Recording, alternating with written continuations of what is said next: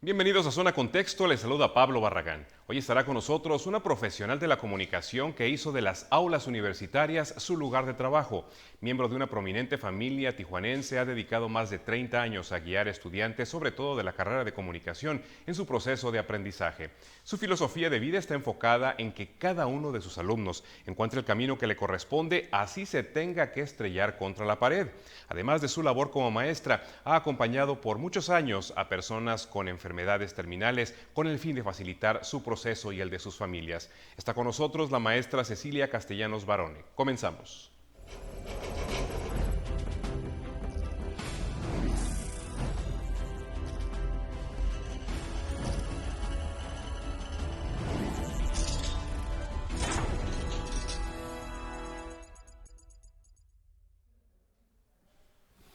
Cecilia Castellanos, mi querida maestra, qué gusto que estés con nosotros aquí en Zona Contexto. Muchas gracias por aceptar esta invitación. Pues a mí me da más gusto estar aquí contigo y ver en la persona que te has convertido. Y mira, te lo agradezco porque, bueno, ya en la plática tendremos la oportunidad de profundizar en ese tema, porque, pues sí, yo con mucho orgullo puedo decir que he formado parte de los privilegiados que hemos sido tus alumnos a lo largo de muchos años que te has desempeñado como maestra. Pero antes de entrar ahí, quisiera que nos fuéramos al inicio, porque, pues, toda la cantidad de alumnos que has tenido a lo largo de todos estos años, como que sabemos algunas cosas a cuentagotas de tu vida. Tu vida es muy interesante, desde el hecho de que eres una nativa de la ciudad de Tijuana y la familia a la que perteneces. Así es que, pues, precisamente para darles gusto a todos tus exalumnos, vámonos a los orígenes. Decías en un momento, tú naces en Tijuana, más tijuanense no puede ser.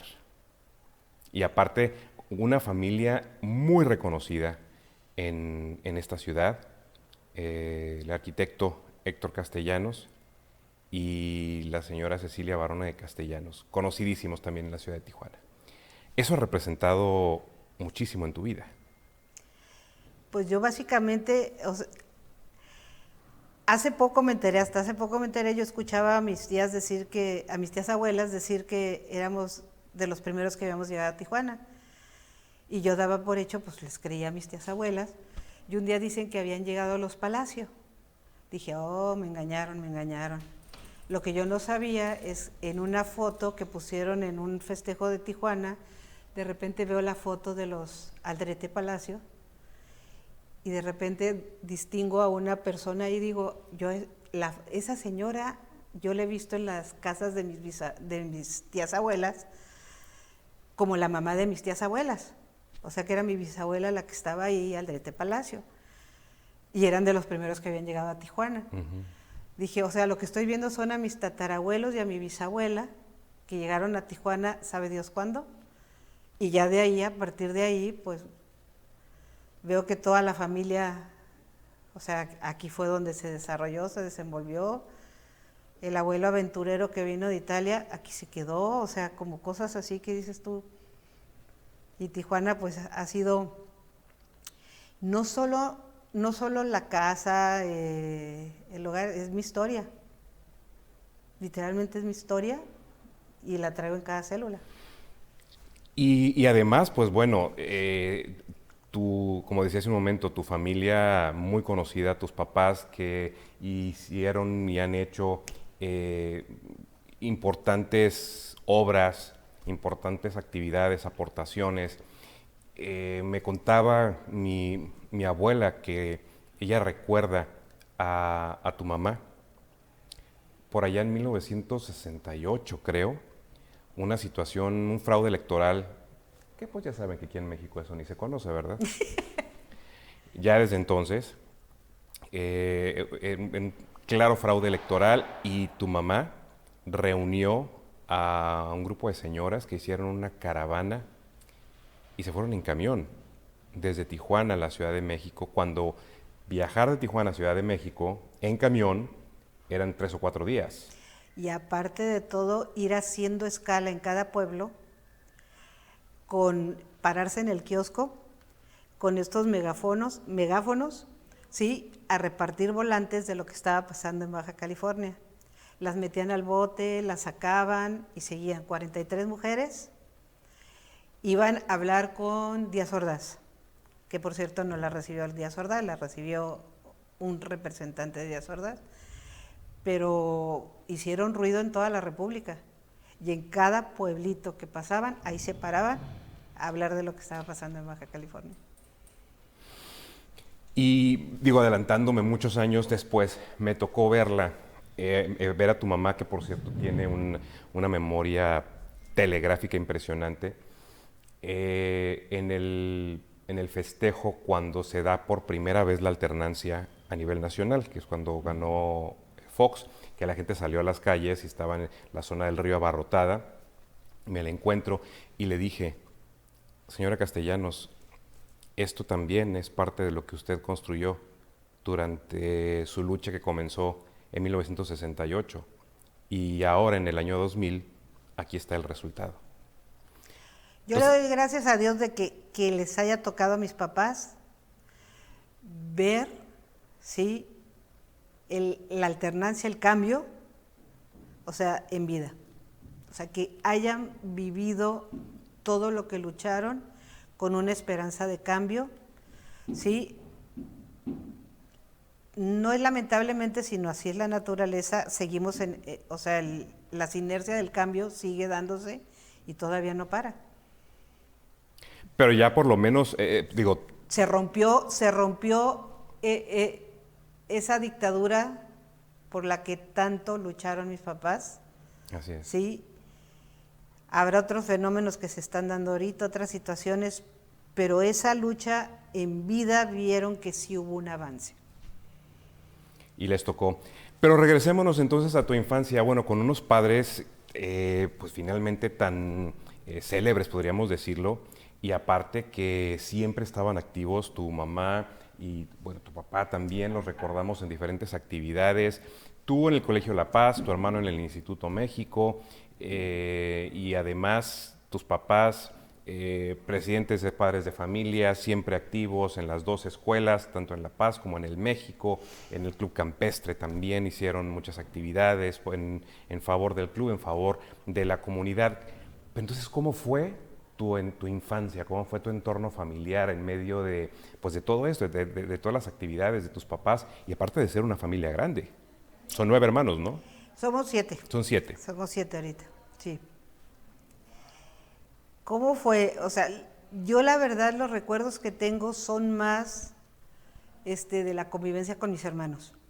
Sí, soy la mayor. Y me tocó acompañar a mis hermanos en muchas aventuras. Y por otro lado, sí, como que desde muy chica tenía muy definido qué era lo que quería hacer en la vida. A lo mejor, o sea, el ver a mis papás tan definidos cada uno en su forma de vivir y cómo defendía, sí, esa forma de vivir de ellos, y no de una manera egoísta, sino de una manera responsable y comprometida, que lo que aprendimos nosotros fue a que cada uno responda por su vida y su responsabilidad con la sociedad, ¿cuál es? ¿Sí? Ser los seres humanos que nos toca ser de la mejor manera. Entonces, yo eso fue lo que vi y aprendí en ese proceso de enseñanza-aprendizaje de vida, ¿sí? Y evidentemente, pues, tengo mis propias teorías, mis propios estudios, o sea, mi propio trabajo que he hecho personalmente, y yo siento que ese periodo del ser humano entre los 7 y los 9 años es un periodo donde cada quien decide qué quiere ser el resto de los días de su vida, ¿sí? Y empezamos a buscar ese ser que nos imaginamos que queremos ser. Entonces, toda nuestra vida va en busca de ese ser humano. Y las herramientas, o sea, las herramientas que pude tener yo, pues evidentemente las obtuve del aprendizaje y del proceso de observación de una realidad que tenía con mis papás. Una pareja muy unida que además supo transmitirles a todos sus hijos ese principio sobre la unidad familiar. porque si un día queremos realmente conocer el concepto de lo que es una familia muégano, hay que voltear a ver a los castellanos varones. No, definitivamente, o sea, somos muéganos, no solo nosotros, o sea, todo esto viene desde los antepasados, ¿sí? Mi mamá y su hermana y su hermano, o sea, eran totalmente muéganos, o sea, quedaron huérfanos muy chicos y se hizo una relación, un lazo, mágica. Entonces, ¿qué sucede? Pues lo mismo nos transmitieron a nosotros. Entonces, dos hermanas que tiene cada una 6 y 7 hijos, pero cada una 25 nietos, entonces son 50 nietos de todas. Porque fue una familia donde nos formaron de tal manera de que no son tus hijos y mis hijos, son nuestros hijos. Al grado de que yo no le digo tía a la hermana de mi mamá, le digo mamá Carmelita. Y ellos le dicen mamá Ceci. Entonces, de veras se formó una sociedad mágica, donde te puedes pelear, picar los ojos, jalar las orejas, lo que sea, ¿sí? Pero el corazón no se rompe, ¿sí? El corazón no se rompe. Y por otro lado, la bendición de poderte expresar y saber que el corazón no se va a romper. O sea, poder decir lo que sientes, lo que quieres decir, cómo lo quieres decir, y sabes que en ese momento a lo mejor duele, pero después ya pasó, ¿sí? Y somos los primeros que salimos al quite. Y eso mismo se ve entre los 50 nietos que engendraron mi mamá Carmelita y mi mamá, ¿sí? Porque se ve una unidad. Y sí, hay cosas que no nos gustan de los otros y no estamos de acuerdo, pero eso no es el tema, ese tema no se une con que es el del amor de familia. El amor y la lealtad sobre todo, ¿no? Y Cecilia, pues bueno, hay tanto que queremos abarcar porque tienes una vida, como dije antes, muy interesante. Llega el momento en el que después de haber estudiado, pues tengo entendido que toda tu educación básica en el Colegio de La Paz. Totalmente. Y luego hubo que partir de la ciudad de Tijuana para hacer carrera universitaria. ¿Cómo se da ese paso? Que me imagino que no fue fácil, siendo tú la mayor, eres la primera de la familia Castellanos Barone que se va a desprender del núcleo familiar. Soy así como un poquito más la diferente de la familia. Ok. ¿Sí? Por un lado, y por otro lado me decían que era la hippie, que vivía en La La Land y cosas de esas. Entonces yo creo que dentro de que sí costó, ya se lo esperaban. O sea, siento que soy un alma libre, no me pongas, o sea, límites porque no los veo. Soy miope para los límites. O sea, yo voy y a veces siento que mi alma es más grande que lo que está pasando aquí. ¿Me siento asfixiada? No, simplemente me adapto y busco dónde puede crecer más. Pero en ese momento, cuando empezaron todo el mundo a buscar carreras, pues todas mis compañeras, la UABC era la única opción, derecho, odontología, bla, bla, bla. Y yo decía, ni derecho ni odontología. Y yo desde tercero de primaria, según mi maestra de tercero de primaria, Blanca Ackerman, ¿sí? Yo una vez escribí lo que yo quería hacer, yo quería estudiar comunicación, o sea, quería explorar los misterios de la naturaleza humana. Entonces empecé a imaginarme la carrera, no tenía idea, yo no había salido de ese huequito del Colegio de La Paz, o sea, no tenía idea que había fuera del mundo, ¿sí?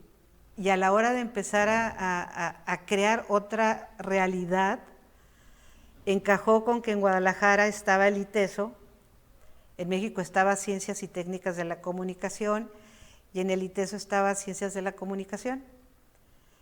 Carrera muy nueva.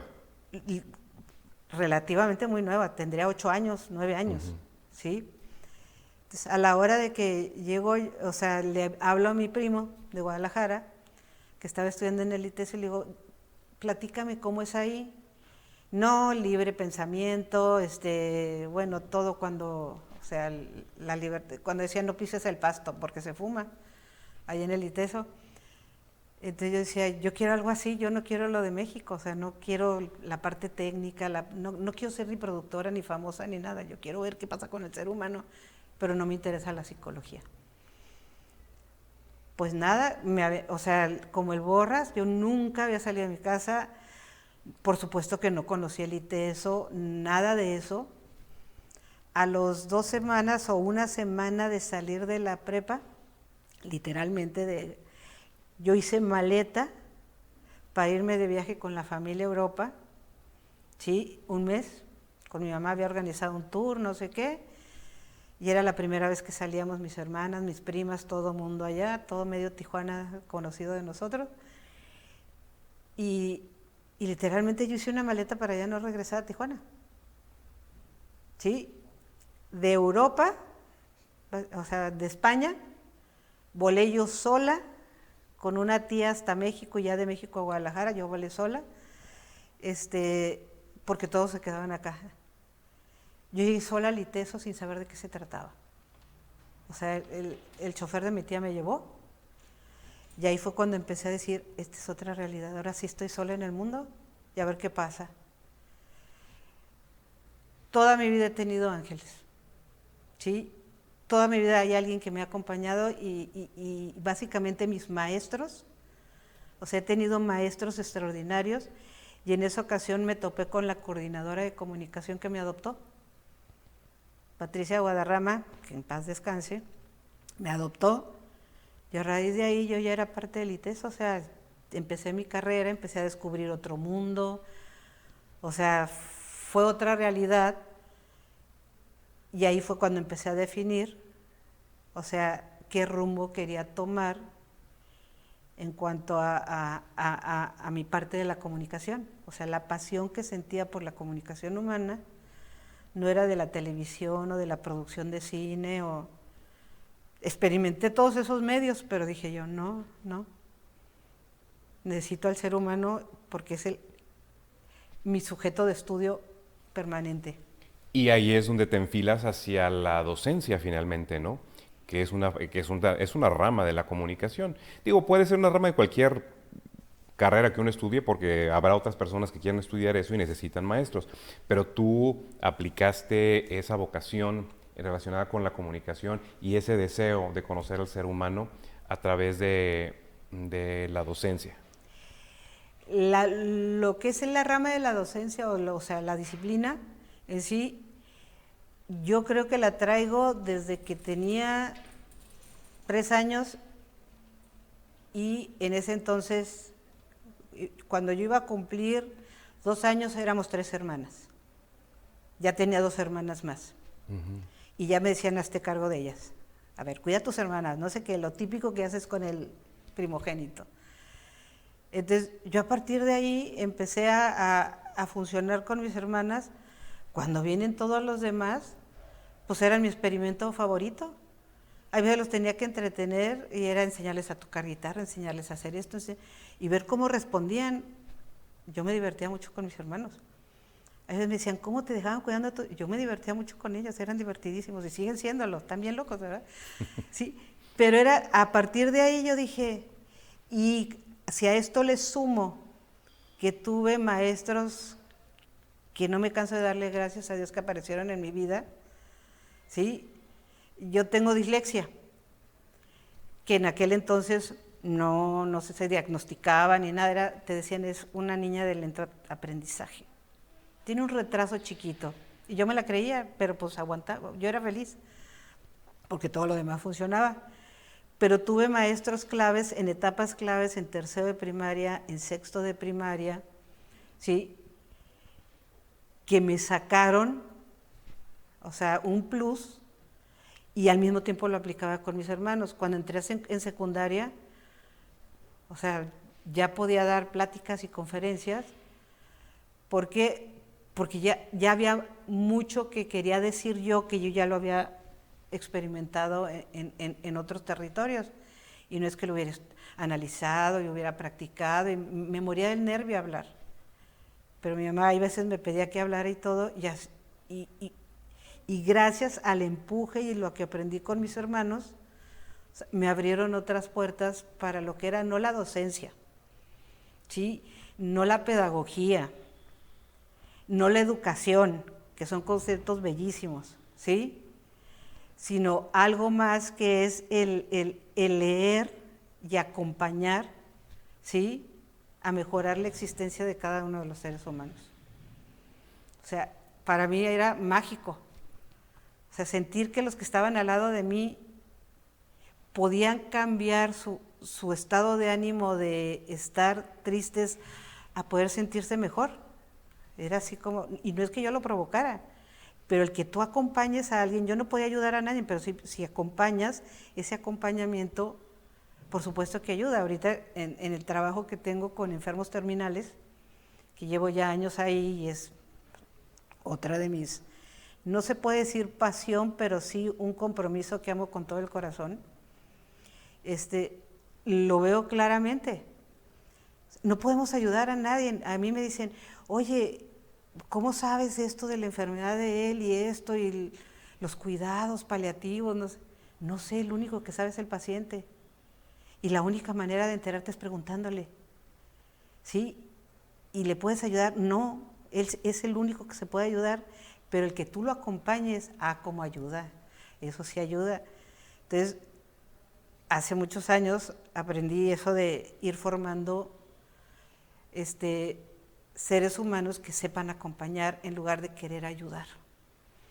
De hecho, eso es lo que hace la diferencia entre un docente y un maestro. El docente que sigue un plan de estudios y el maestro que sabe acompañar, que sabe, como tú bien dijiste hace un momento, que sabe leer al estudiante y sabe reconocer su potencial y acompañarlo para que el estudiante también lo descubra y le saque provecho a ese potencial. A mí eso es una de mis pasiones más grandes, más que querer quedar bien o sea, que me quieran los alumnos o que no me quieran, con que me quiera yo es suficiente, ¿sí? Pero el que aún hay veces momentos que me odian, pero ves cómo van evolucionando. Y hay veces me dicen, Cecilia, qué cínica eres, o sea, se ve que la estás gozando. Sí, porque mi objetivo no es caerle bien, sino que él se caiga bien a él.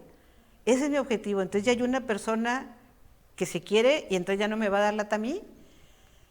O sea, no necesito que me quiera, simplemente que no me estorbe. Digo, se oye muy así como raro, pero imagínate tú si eso lo pudiéramos hacer. Y a veces me dicen, es que eres idealista y es que eres... No, le digo yo, sí lo he visto. Ahorita estoy sentada frente a uno, ¿sí? Entonces digo, lo he visto cómo evolucionan los seres humanos en los que se transforman. Por mí, no. Pero si tú me dieron la oportunidad de ser testigo de esa evolución. Entonces me dicen, ¿cuánto gana uno de maestro? No me lo podrías pagar. No me podrías pagar lo que yo ganaba en los años que di clases. Dije, no. Y ahorita, aunque ya estoy en receso de esto, esa parte no la he dejado. O sea, estoy trabajando, de repente me piden asesorías en empresas y todo con esto de las emociones, después del COVID, o sea, las emociones y los sentimientos en las empresas, cómo se está armando conflictos o caos, que es natural. Y a veces me invitan a dar asesorías y más o menos ver cómo sanar esa parte y ver que no se necesita mucho, nomás se necesita saber escuchar. Sí, pero no solo saber escuchar, sino de veras no se trata de solucionar los problemas que te plantean los que están ahí. De lo que se trata es de que le digas, sí me doy cuenta que esto te cuesta y que es un problema. ¿Qué quieres hacer con esto? Porque tú no se lo vas a solucionar. El patrón descansa porque sabe que él no le puede salvar la vida al otro, pero no solo descansa, sino el colaborador, ¿qué es lo que sucede? Se empodera de él mismo en el sentido de solucionar sus propios problemas en vez de ser parásito y decir que papi gobierno me solucione o que mi jefe me solucione, claro, o no me pagan lo justo. Entonces estás viendo esas maravillas y dices, cae en la docencia, no, cae en la educación, no sé, ¿sí? Yo tuve que crear mis propios sistemas como todo mundo para sobrevivir y poder entender qué seguía. Si querías llegar a donde te imaginabas que querías llegar. Entonces, es un método, ustedes lo bautizaron como estrellate contra la pared y luego te explico. No sé, sí, pero yo lo único que puedo hacer es acompañarte, ¿sí? Y qué quieres hacer con eso que te está pasando. Pero yo ya te escuché y yo ya te acompañé. Entonces dices tú, no estoy solo y hay alguien que sí me está repitiendo lo que a mí me está pasando. Punto. Pero ni es mi responsabilidad ni mi solución. Totalmente. Y pues bueno, has hecho una descripción muy profunda de lo que han sido todos estos años, pues más de 30, de estarte desempeñando como maestra, y quiero hacer mucho énfasis en la palabra maestra, como con una diferenciación muy clara de lo que es ser nada más un docente. Y hay una parte que es paralela a tu formación como comunicóloga, que desafortunadamente por cuestiones de tiempo no podemos entrar ahí, pero es que también hiciste estudios de medicina. Sin embargo, a pesar de haber hecho de manera paralela el estudio de la comunicación, el estudio de la medicina, tú te vas totalmente por la comunicación y además sin la idea de regresar a Tijuana. Pero Tijuana tiene otros planes para ti. Bueno, Tijuana tenía otros planes para mí y en realidad, como dicen, cuéntale a Dios tus planes para que le dé risa. ¿Sí? Uno planea cuando ya sabes que si escuchas al universo, como dice, ¿qué es lo que espera el universo de ti? ¿Qué es lo que espera Dios de ti? ¿Sí? ¿Qué sucede? No tienes error. Si te enfocas en eso, me podrían decir, bueno, ¿crees que entonces ya está nuestro destino trazado? A lo mejor el para qué de mi existencia ya tiene o sea, la razón de mi existencia ya tiene un para qué. El cómo depende de mí. ¿Sí? ¿Cómo quiero desarrollarme para llegar? De que voy a tener que llegar antes de morir, me voy a tener que llegar ahí. Esas son mis creencias personales. O sea, todo mundo llega ahí, llevo 31 años acompañando personas en el proceso de despedida, sí, y lo ves, o sea, no te mueres antes de cubrir las tareas, punto, no te vas. Si me preguntas cómo es el detalle, pues es otra forma, hay muchos testimonios donde se pueden explicar y comprobar, pero en fin, ese es otro tema. A lo que voy con esto es, si tienes claro esto que decía Víctor Frank y lo dice Nietzsche también, quien tiene un para qué vivir siempre va a encontrar el cómo. ¿Sí? Y en este caso, o sea, cuando encuentras el para qué, ¿qué sucede con la comunicación, por ejemplo? Me dices comunicación y medicina. La comunicación es la base de todo aprendizaje en el acompañamiento médico. ¿Sí? Punto. Siempre les he dicho esta frase de lo que el oxígeno es a tu organismo, ¿sí? A tu organismo, la comunicación es a tu esencia. Punto. Esencia está mal, sistema linfático no funciona, te enfermas. Y entonces surge el médico. Entonces yo por eso cuando platicaba con ustedes les decía, es que si ustedes descubrieran la maravilla de lo que están estudiando, o sea, están estudiando comunicación humana, que es todo un misterio, pero al mismo tiempo, sí, es un misterio que se puede ir resolviendo un día a la vez, un minuto a la vez. Y creo que al final de cuentas quienes pasamos por tu aula, se nos ha quedado porque es cuestión de voltear a ver a los compañeros y compañeras y lo que han hecho, no tanto con su carrera, sino con el tema con su vida y con el tema de la comunicación. Tengo muy presente, Cecilia, tu llegada a la Ibero, que es mi alma mater, que es donde estudié la carrera de comunicación, y que me tocó el privilegio, y siempre lo he dicho y siempre lo voy a decir así, me tocó el privilegio de estar en tu primer grupo de estudiantes en Tijuana, cuando por azares del destino tú creías estar destinada para irte a hacer una maestría en comunicación en Boston, pero resulta que Tijuana te estaba esperando con otra sorpresa y con otro regalo. Y perdón que me para el cuello, pero ese regalo fuimos nosotros. No, la maestría ya la había hecho en comunicación antes y yo ya me iba a trabajar a Boston. A O trabajar. sea, ya era un proceso de vida y a la hora recuerdo al maestro Jove, Claro. y me acuerdo que acababa de llegar el padre Agustín ahí y me vieron y me dijeron, vas a dejar de formar. Yo ya venía del TEC de Monterrey de 5 años de ejercer allá la docencia. Ujú. Y me dijeron, estamos empezando, ¿vas a dejar esto? Y verle las caras a ustedes, o sea, ustedes fueron el primer grupo efectivamente, y yo ver todo el potencial que tenían, o sea, empezar a ver el potencial que estaba ahí y decir, y voy a estar cerca de mi familia y todo, dije yo, ¿qué estoy haciendo queriendo ir a otro lado? Y a partir de ahí, pues, Ibero me atrapó por 26 años, ¿sí? No más.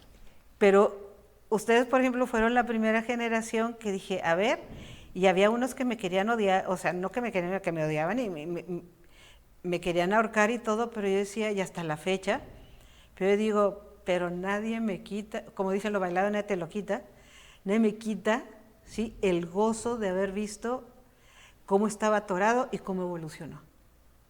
¿Sí? A raíz de que de acompañarlo, de darle un abrazo, de darle un trancazo, lo que fuera, pero decir, arrancaron. O sea, la mayoría, por decir el 98%, no se pasmaron. ¿Sí? Y aunque algunos no terminaron totalmente en comunicación, o sea, ves todo lo que están haciendo y yo digo, de hecho cuando me dijeron, cuando ya dije, ya no quiero seguir aquí, ya me quiero ir a hacer otras cosas, en el tiempo que estuve en Ibero, y me decían, ¿y qué ahora qué vas a hacer? Ya te estás acercando a los 60 años, ¿qué vas a hacer? Si toda tu vida es aquí. No, ya toda mi vida está afuera, les decía, ¿cómo? Todos mis exalumnos ya están funcionando afuera, ahora tengo que empezar yo desde afuera también. Y se me quedaban viendo así. Les decía, aquí estuve como la araña, tejiendo una red. La red ya está lista, yo también ya me tengo que salir de aquí, que vengan otras personas, y mi chamba ya está afuera. Y efectivamente he logrado hacer maravillas en cuanto al trabajo con enfermos terminales, a esto también de el rescate y la concientización del maltrato animal, el trato con los ancianos, o sea, todo eso. Me dicen, ¿cómo andas en todas esas cosas? No, yo nomás ando con mis exalumnos y ellos son los que andan en todas esas cosas, les digo yo. O sea, es trabajo en equipo, sí, pero también es trabajo en red, que todavía no entendemos que son trabajos de comunidad, ¿sí? Unidad en común acuerdo y funciona. Hay veces me dicen, qué mal está el mundo, depende del lado que lo estés viendo. Claro. Cecilia, y apenas, ¿qué sería 1 año o 2 años después de que llegaste a Tijuana, que comenzaste a dar clases? Pues Tijuana te tiene otro regalito, que es la coordinación de la carrera de comunicación. Sí. Eso no fue regalito, fue una novatada. Fue literalmente una novatada. De hecho, yo tenía 6 meses, o sea, de estar en la Ibero, menos de 6 meses, y era lo que te platicaba hace rato, y de repente veo en el Z que se estaba proponiendo la terna para la carrera de comunicación, pero aparte en un periódico, o sea, y veo mi nombre, y yo dije, ¿quién les dijo que yo me voy a quedar en Tijuana? 1, y 2, que estoy preparada para ese puesto, no sé ni qué hay en los archivos de esta oficina, decía yo. Entonces me acuerdo que hablé y les dije, ¿saben qué? Espérenme, yo no sé ni cómo funciona la psicología del alumno en el norte, les decía yo. Déjenme primero empaparme de eso. Y el padre Agustín me acuerdo que me aguantó 6 meses. Y luego hicimos el cambio del campestre a playas. Ujú. Y ya estando en playas, me dijo, ahora sí, te me pones a trabajar en la coordinación. Y me ordenas todo esto. Y yo dije, ¿ok? Y ahí fue cuando empecé ya a funcionar, pero ya con una estructura propia, proponiendo ideas para ustedes, y se armó un buen grupo de trabajo. Tenía buenos compañeros de trabajo ahí que me apoyaron, Sergio Cermeño, Rocío Viveros, o sea, había equipo. Y a la hora de empezar a trabajar, ustedes también, o sea, yo me apoyaba en los alumnos. De hecho, cuando se abrió el subsistema de comunicación organizacional, que yo decía, se tiene que abrir aquí, o sea, no podemos saturar los medios, tenemos que abrir esto, y me decían que estaba loca. Fue echarme broncas con los maestros de literatura, porque decían que cómo iba yo a comercializar la carrera. Les decía, necesitamos de entrar a la maquila y la comunicación humana tiene que entrar ahí. Y me acuerdo que llegué con los alumnos, les dije, ¿quiénes de sus papás trabajan en las maquiladoras? Que tengan puestos, o sea, de gerencia o de liderazgo. Y me acuerdo que empezaron a salir Lulú de Regil, así empezaron, mi papá, Malú Clemente, me acuerdo que estaba bien movida en eso. Les dije, los voy a invitar a una merienda, quiero platicar con ellos. Y me acuerdo que les dije, ¿cuánto tienes de experiencia tú? Tenían años de experiencia en todo esto de la organizacional. Y les dije, vamos a hacerles convalidación, porque algunos no tenían títulos. Necesito que les transmitan a mis alumnos cómo aprendieron ustedes, lo que han aprendido y qué han aprendido. No, pero yo nunca he dado clases, yo te ayudo. Pero tú nomás veles platicando en toda esta materia, en toda tu materia, cómo estuvo.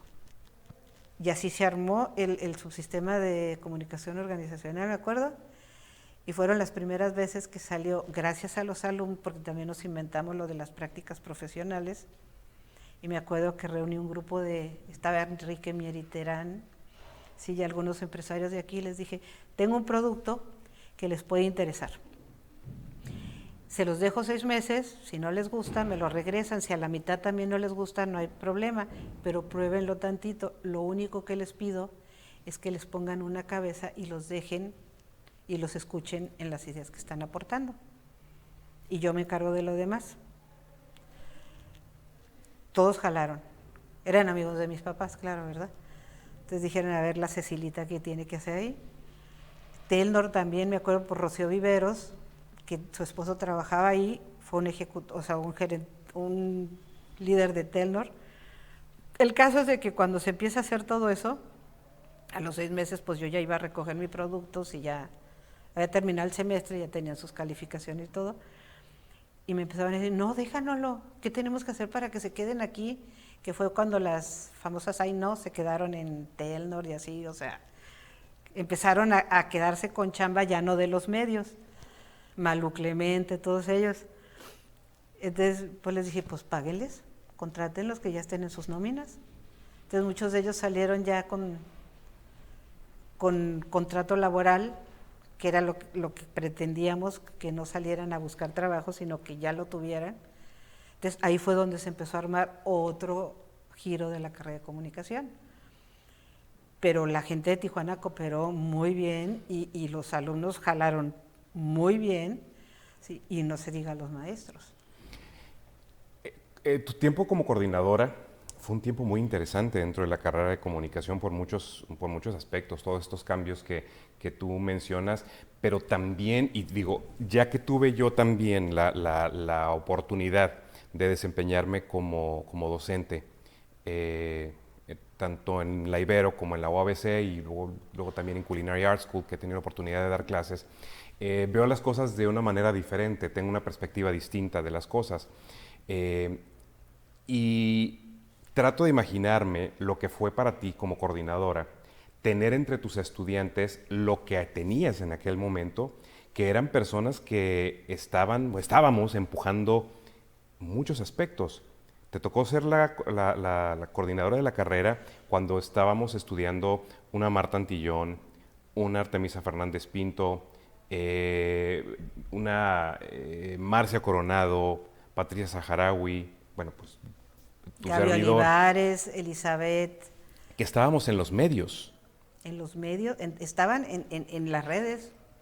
Pero estábamos, unos estaban, pues en aquel tiempo las opciones eran Síntesis y Televisa, en cuanto a la parte periodística de televisión, pero también estaban otras compañeras, por ejemplo, en el semanario Z, en otros periódicos de la región. Es decir, debe haber sido un reto, Cecilia, el darle acompañamiento a estos estudiantes que estaban o estábamos abriéndonos camino dentro de los medios de comunicación también. Yo ya llevaba 5 años ahí. Tuve también la bendición de cuando me llamaron del TEC de Monterrey cuando llegué a Querétaro, en el campus Querétaro, para dar clases. O sea, yo llegué con otros asuntos a vivir a Querétaro, regresaba de Boston y me atrapó Caraza y Rangel, el ingeniero Rangel Hauptmann, que estaba en ese entonces de vicerrector del TEC de Boston. Les dijeron que yo iba a estar ahí, que me llamaran. Total, por lo que sea, me llaman y me piden que dé una materia. Luego me piden que dé 2 y me piden que me quede de planta. Y yo decía, yo vengo a otra cosa, yo traigo otros asuntos. Total, se me abrieron las puertas, me dijeron, como tú quieras. Tú dinos qué quieres, pero quédate aquí. Y en una de esas con Rangel, que terminó siendo rector por muchos años a nivel, o sea, TEC de Monterrey, que tuve la bendición de tenerlo de este lado, un gran amigo y gran maestro para mí, me decía, Ceci, ¿cómo metemos humanismo aquí? Necesitamos meter humanismo. Son excelentes empresarios, excelentes, pero necesitamos hacerlos más humanos. Y trabajándole ahí dije, pues vamos metiendo la materia de expresión oral y escrita. ¿Y eso qué tiene que ver? Enseñarle a alguien a expresarse, sacar lo que quiere y expresarlo también por escrito es maravilloso, le dije, se van a descubrir. Y me dijo, prepárame un proyecto. Y en ese entonces lo llaman ya de rector. Y se iba de rector de todo el TEC de Monterrey, no nomás del campus Querétaro, de vicerrector. Me dice, ven, vamos a permear todos los campos con este material.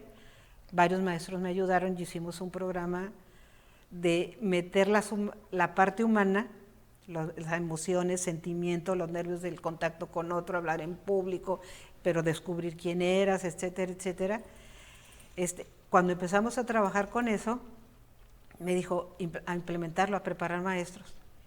Y empezamos a preparar maestros, y ahí fue donde descubrí, dije, esto es lo que se tiene que atender del alumno, porque el alumno, lo que les decía siempre a ustedes, lo que van a aprender lo tienen que aprender afuera, yo no se los puedo enseñar.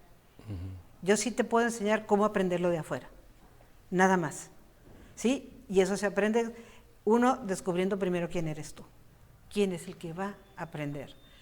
Entonces fue cuando me inventé la materia de proyectos, que todos los que pasaron por mí mientras fui de coordinadora pasaban por esa materia que no estaba en el programa ni nada. ¿Y de qué se trataba la materia de desarrollo humano?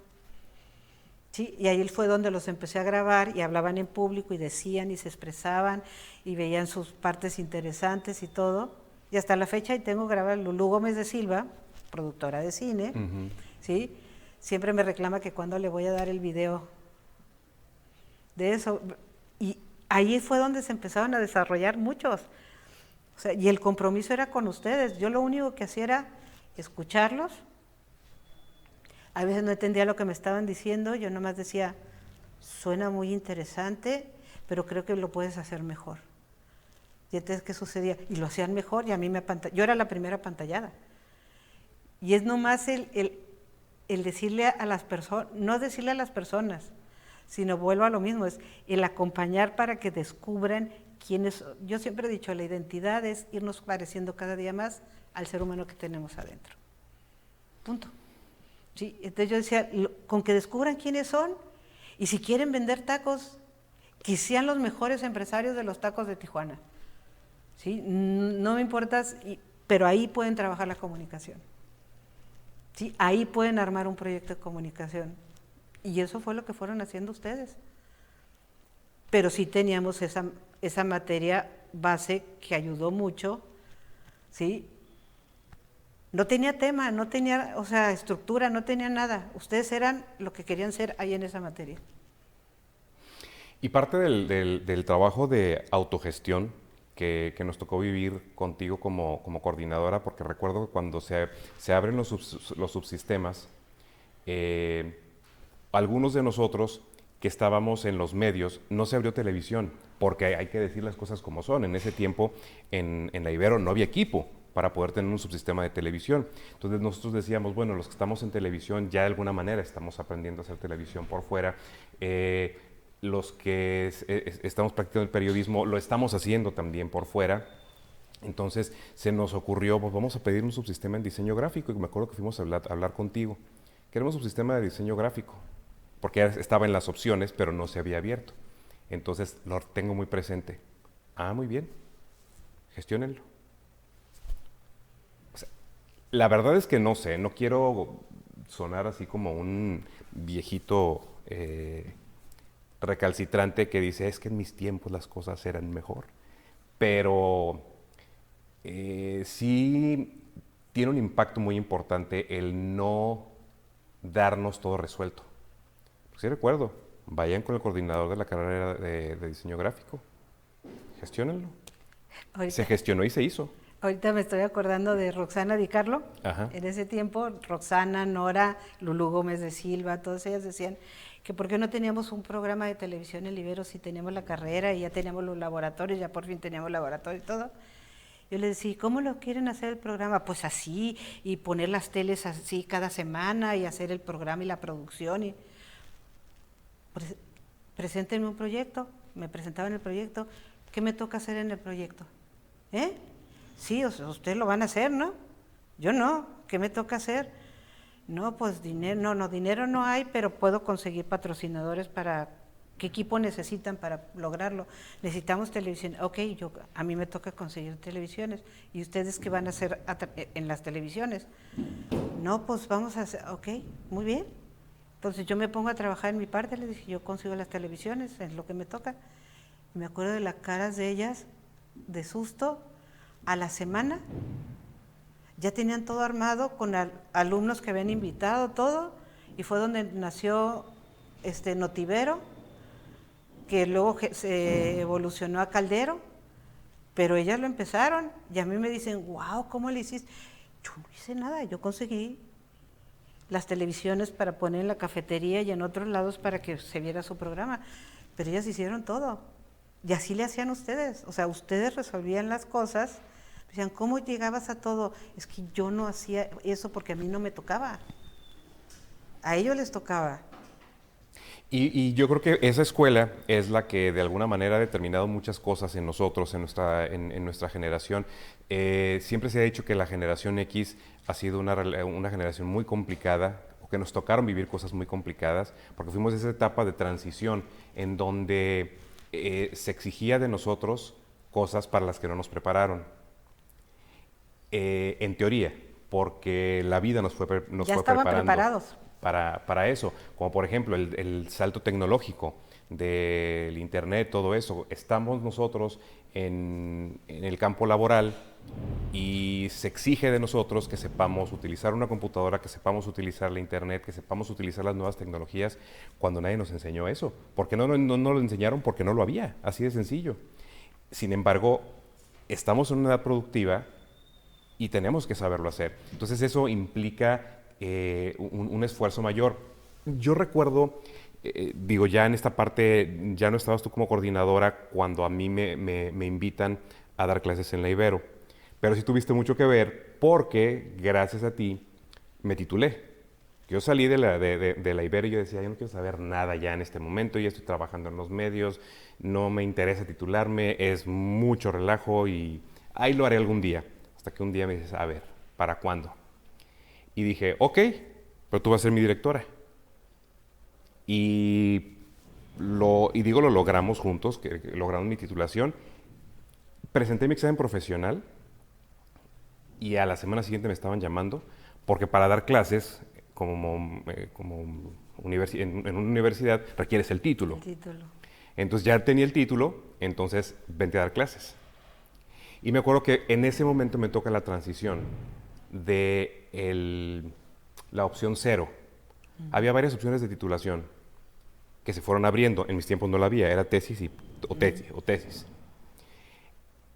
Y la opción 0 era, te gradúas, o sea, terminas tus estudios y sales titulado. Y yo me opuse terminantemente, porque me acuerdo que me invitaron a formar parte del consejo que tomó esa decisión en la Ibero. Yo decía, me opongo terminantemente.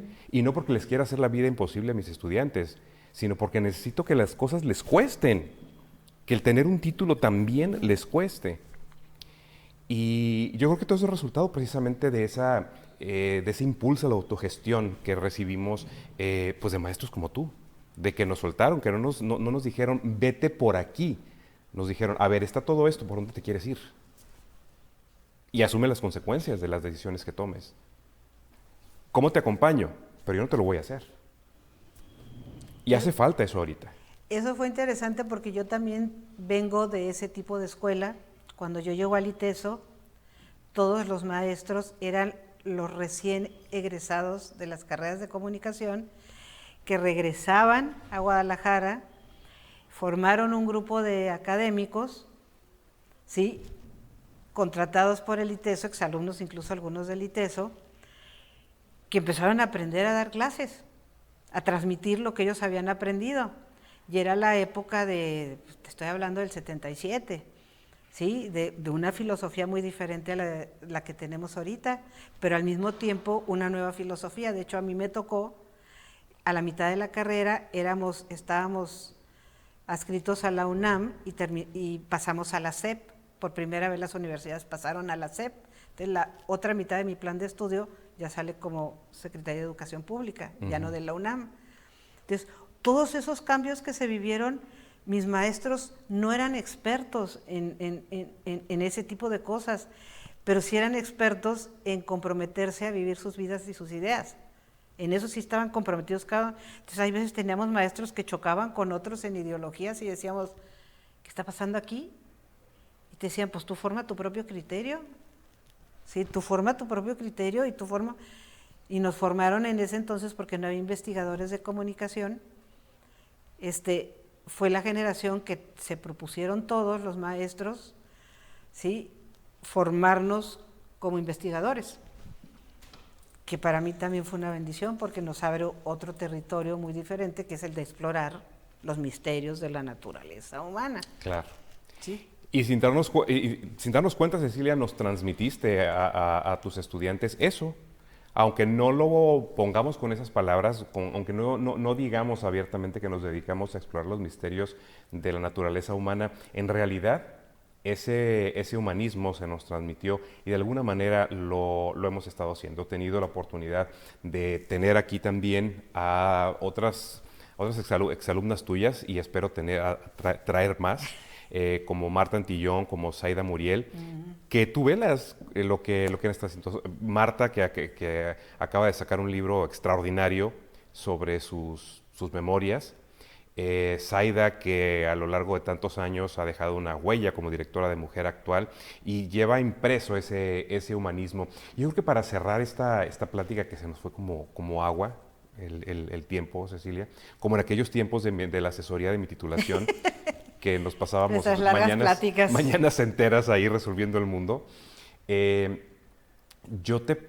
partiendo de lo que te acabo de compartir, pues, compañeros y compañeras, lo que están haciendo, ¿qué es para una maestra voltear a ver eso en sus estudiantes después de haber dedicado pues, la mayor parte de tu vida y dejar tu vida en el acompañamiento del estudiante? ¿Cómo es tu experiencia ahora volteando para atrás y volteando a ver a tus exalumnos?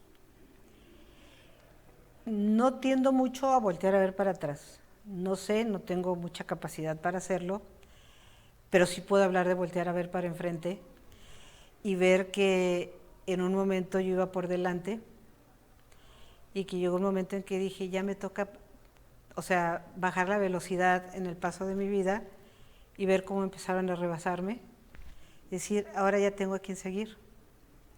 O sea, la bendición de poder decir, hay muchos seres humanos extraordinarios a quienes puedo seguir, ¿sí?